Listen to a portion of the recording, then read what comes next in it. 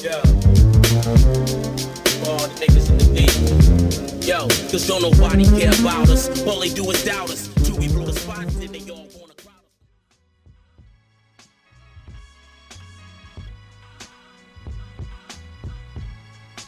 I just look at it like it's like a blueprint.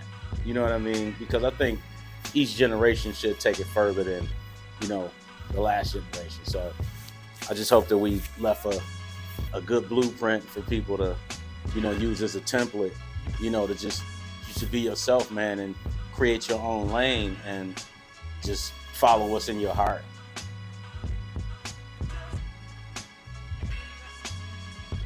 Yeah, well, the hip hop shop was like gladiator school. You know what I mean? Every Saturday, you know, you get all the MCs from around the city to come, and we just, you know, steel sharpen steel. So, you know, it was, you know, guys that come every week and just sharpen our swords against each other because, you know, coming from Detroit, we always felt like, you know, we was always the underdog.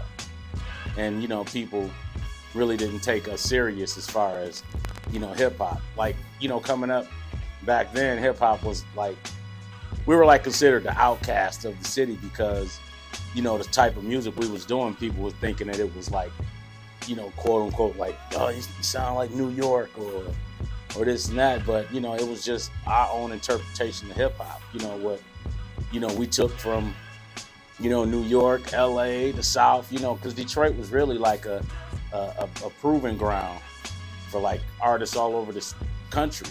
You know, if Detroit accepts it, then everybody accepts it. So we just always felt like we were getting overlooked, and it just made us had to be more better. You know what I mean? Exactly.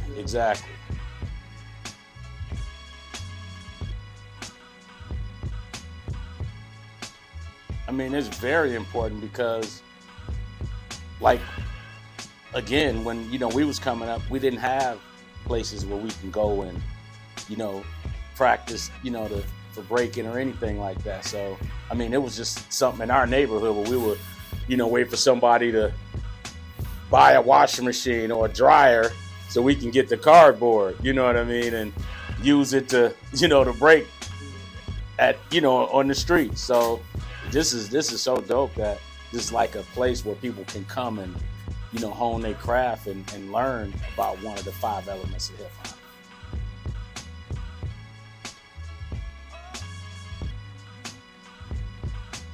Man, just know that the music that we create, it, you know, people are really listening, you know, like all over the world. I mean, I met a guy that we're friends today in Paris. And after a show, he was just so adamant to meet me, and he just wanted to show me something. He's like, yeah, can I show you something? I'm like, what?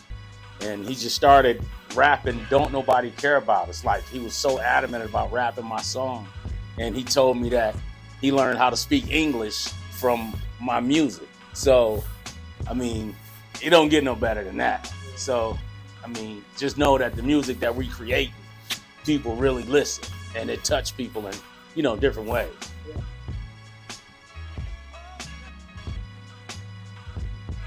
Man, just believe in what you're doing. You know what I mean?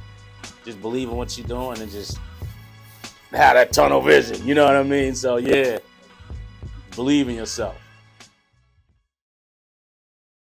PHAT KAT, aka Ronnie Euro, man. Detroit hip hop representative.